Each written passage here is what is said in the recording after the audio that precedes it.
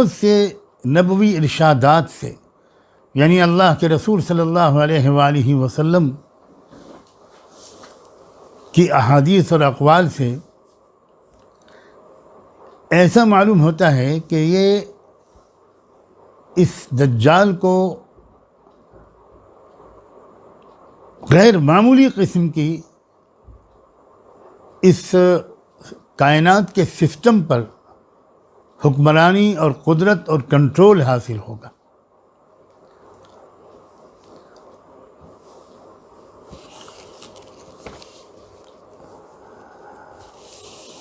مثال کے طور پر میں چند احادیث آپ کے سامنے پیش کرتا ہوں۔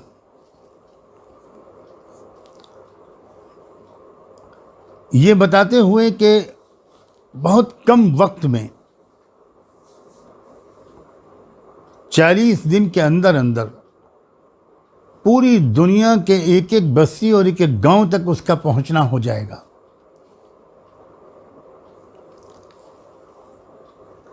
صحیح مسلم میں فتن کے باب میں یہ حدیث ذکر کی گئی ہے، اس میں ایک لفظ بولا گیا ہے کہ کالغیث استدبرتہ الریح، یعنی اتنی رفتار اس کی تیز ہوگی کہ جیسے بارش کو تیز آندھی اڑائے لے جائے، اس طرح کی رفتار اس کو ملے گی۔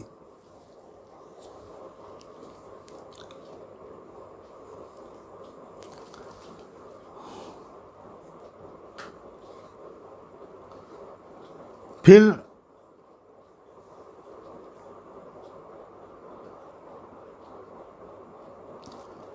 سیدنا علی ابن ابی طالب رضی اللہ عنہ کے جو خطبات ہیں، ان میں خطبہ جو کنز العمال نامی کتاب میں درج ہوا ہے، اس خطبے میں ان کے الفاظ تھے کہ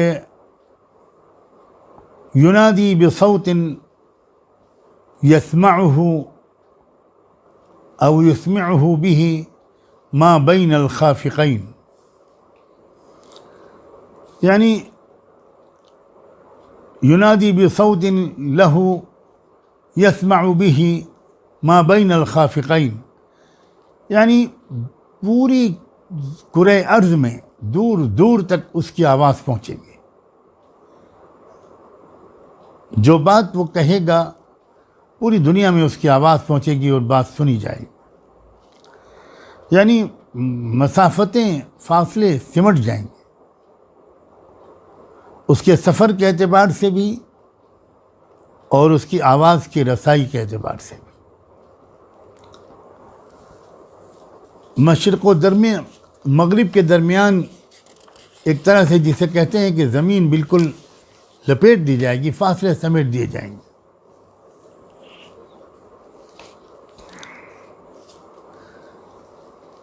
اس کو جو یہ بھی قدرت حاصل ہوگی، ایسی ترقی ہوگی کہ وہ ایک ماں کے پیٹ سے جو نابینا اور اندھا پیدا ہوا، اس کے اشارے اور حکم پر اس کی آنکھوں کی روشنی بھی آ جائے گی، اور کوڑھ کے مرض میں مبتلا شخص کو بھی وہ صحت یاب کر دے گا۔ زمین میں جو دریا ہیں،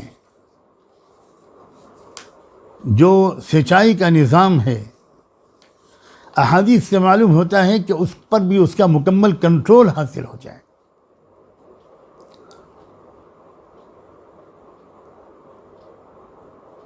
زمین کی پیداواروں پر بھی اس کو قابو بخشا جائے گا۔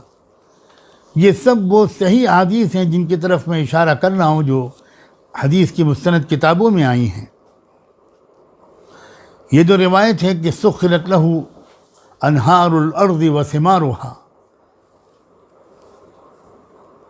زمین کے دریا اور پھل، باغات، کھیتیاں سب اس کے کنٹرول میں ہوں گی۔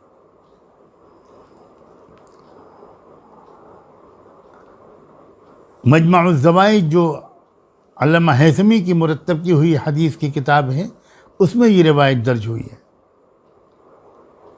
اور امام طبرانی نے بھی اپنے معجم میں یہ حدیث روایت کی ہے۔ اور یہ حدیث تو، یہ ٹکڑا تو صحیح مسلم میں بھی ہے، یأمر السماء فتمطر، وہ آسمانوں کو گویا حکم دے گا اور بارش شروع ہو جائے گی۔ اب اچھی طرح جاننے والے جانتے ہیں کہ اس وقت دنیا میں ٹیکنالوجی جن لوگوں کے ہاتھ میں ہے اور ٹیکنالوجی کہاں تک پہنچ گئی ہے، اب ہر ٹیکنالوجی کے بارے میں دنیا میں جاننے والوں کی تعداد اچھی خاصی بڑھ رہی ہے۔ یہ ہر ٹیکنالوجی وہ ہے کہ جس کے ذریعے سے کلائمیٹ چینج کیا جاتا ہے اور موسم کو کنٹرول کیا جاتا ہے۔ جہاں کی طرف رخ ہوگا اور جہاں اس ٹیکنالوجی کا استعمال ہوگا وہاں اچانک موسم بدلا جا سکتا ہے، بارش برسی یا برسائی جا سکتی ہے، سیلاب لائے جا سکتے ہیں، تباہیاں مچائی جا سکتی ہیں، اور بڑی تیزی کے ساتھ اس ہر ٹیکنالوجی کا استعمال بھی دنیا میں اس دور میں ہو رہا ہے، اور کہا جا رہا ہے کہ آنے والے دنوں میں تو مکمل کنٹرول ہو جائے گا۔ بہت سے علاقوں میں دجالی طاقتیں خشک سالی اور قحط کی حالات پیدا کر دیں گے، اور بہت سے علاقوں میں سیلاب آ جائے گا۔ اسی طرح اور بھی بہت سی ٹیکنالوجیز ہیں جو اس وقت بہت تیزی کے ساتھ دجالی طاقتوں کے حوالے کے ہاتھ میں آ رہی ہیں۔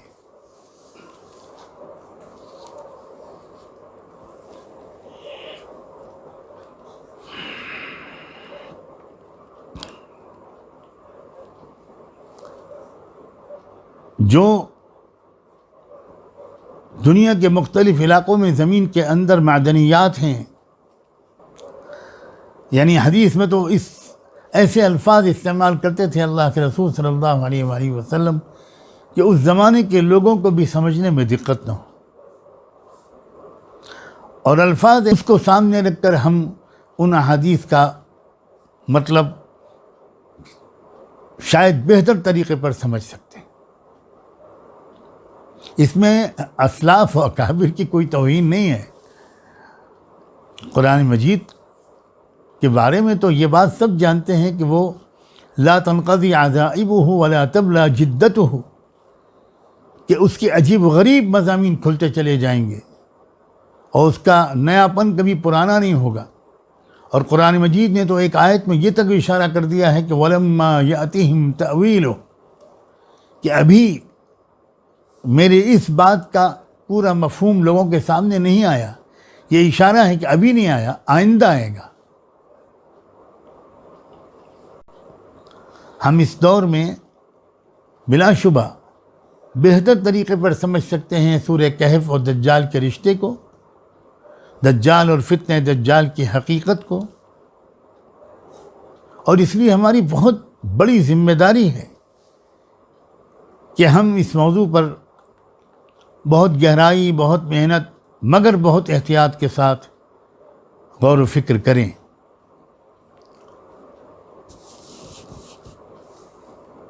تو زمین کے خزانوں کے بارے میں جو قرآن مجید میں، حدیث میں یہ اشارہ آیا ہے کہ وہ گزرے گا کسی علاقے سے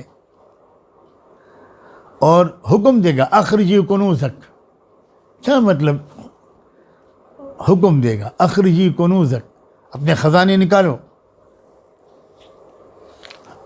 فتتبعہ کنوزہا، بس پھر اس کے پیچھے پیچھے چل پڑیں گے سارے خزانے۔ کیا اس وقت کی یہ صورتحال نہیں ہے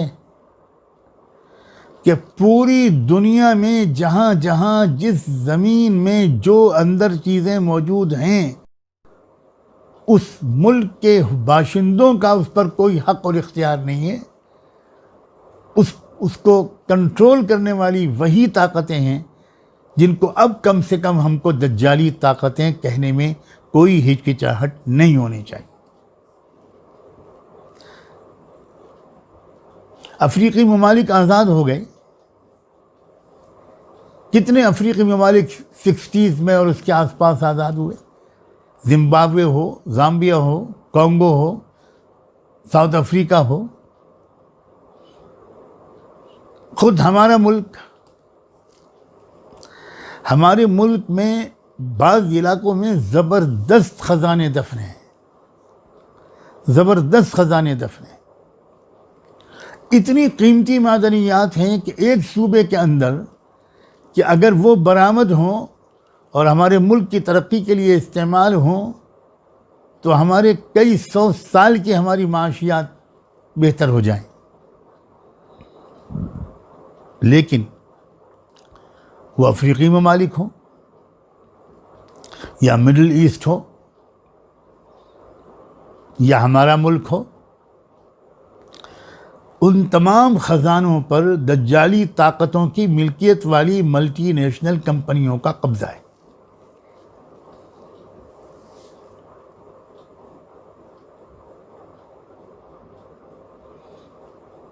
یہ ملٹی نیشنل کمپنیاں وہی ہیں جن کی مالک دجالی طاقتیں ہیں. جیسا میں نے ابھی کہا، اب ان باتوں کے کہنے میں ہچکچاہٹ چھوڑ دینی چاہیے.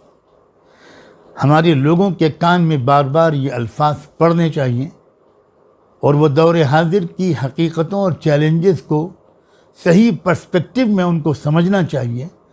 اگر ہم ان سب چیلنجز کو خالص نارمل حالات کے سیاسی چیلنجز سمجھتے رہیں گے تو ہم ان کے مقابلے میں کبھی بھی کامیاب نہیں ہو سکتے، کیونکہ ہم ان کے مقابلے کی صحیح اور درکار اسٹریٹجی اور حکمت عملی بنا ہی نہیں پائیں.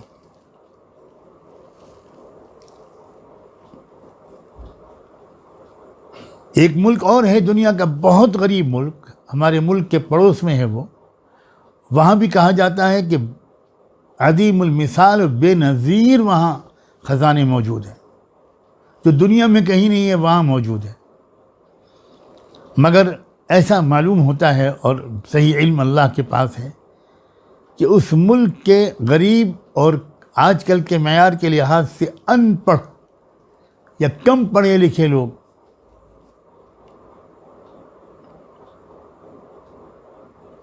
وہ دجالی طاقتوں کو اپنی زمین پر قبضہ نہیں کرنے دے رہے ہیں. بہت عرصے دراز سے مقابلہ کر رہے ہیں، بڑی قربانیاں دے رہے ہیں. وہ اس میں کیوں کامیاب ہو رہے ہیں؟ میرا خیال یہ ہے وہ اس میں کامیاب اس لیے ہو رہے ہیں کہ انہوں نے حقیقت کو سمجھ لیا ہے. وہ کسی ملک سے نہیں لڑ رہے ہیں، وہ دجالی طاقت سے لڑ رہے ہیں، اس نیت کے ساتھ لڑ رہے ہیں، اس استحضار کے ساتھ لڑ رہے ہیں، ان روحانی آداب کے ساتھ لڑ رہے ہیں. غالباً میں بہت زیادہ واقف نہیں ہوں،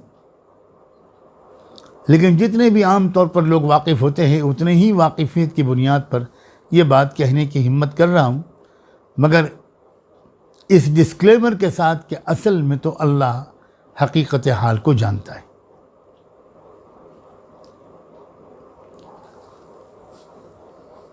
بعض احادیث میں تو یہاں تک آیا ہے اس کے بارے میں کہ وہ اپنی خدائی شان کو ثابت کرنے کے لیے مردوں کو بھی زندہ کر کے دکھا دے گا. وہ لوگوں سے پوچھے گا کیا تم اپنے ماں باپ سے ملنا چاہتے ہو؟ مرحوم ماں باپ سے جو جا چکے دنیا کے، ان سے دیکھنا، ان کے ملاقات کرنا چاہتے ہو؟ لوگ شوق میں آ کے کہیں گے کہ ضرور. اور پھر وہ اپنی شیطانی تصرفات سے وہ روحوں کو حاضر کر دے گا اور ان سے بات چیت کرائے گا. شکل صورت لوگ دیکھیں گے کہ یہ تو بالکل واقعی ہمارے دادا، ہمارے نانا، ہمارے ابا، ہمارے اماں. اور پھر آخر میں ان سے کہے گا اب تو مان گئے کہ میں خدا ہوں. تو اللہ کی پناہ بہت سے لوگ ان میں سے یہ کہہ دیں گے ہاں ہم مان گئے کہ آپ ہی رب ہیں. اب اس موقع پر بھی میں یہ بات کہہ دینا چاہتا ہوں کہ اس وقت بہت زیادہ ریسرچ اس موضوع پر بھی ہو رہا ہے کہ روحوں سے رابطہ ہو جائے.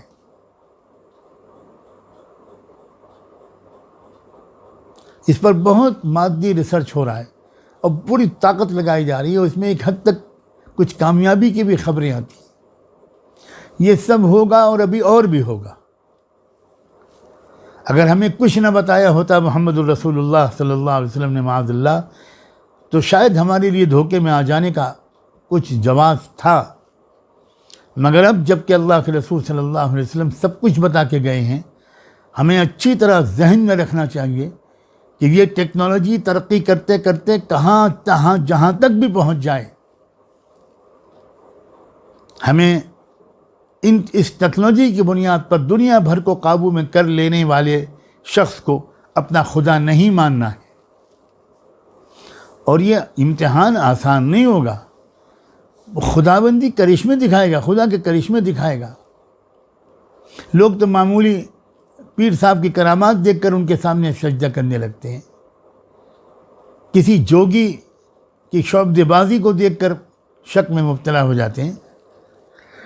اللہ رحم فرمائے. اللہ تعالیٰ ہم سب لوگوں کو اس سے پہلے، اس دور کے آنے سے پہلے اپنے ایمان کو بہت مضبوط کر لینے کی توفیق دے، کیونکہ ایک بار جب وہ آ جائے گا تو پھر کسی کو توبہ کرنے کی اجازت نہیں ہوگی. ختم، دروازہ بند. پھر اس وقت کوئی اپنا ایمان اور اعمال کی اصلاح نہیں کر پائے گا. اور میں پھر عرض کرتا ہوں بڑی ذمہ داری کے ساتھ کہ وہ زمانہ دور نہیں لگتا. علامات بتا رہی ہیں، ملکی اور عالمی حالات اور واقعات یہ بتا رہے ہیں کہ ہم اسی کی طرف بڑی تیز رفتاری کے ساتھ بڑھ رہے ہیں.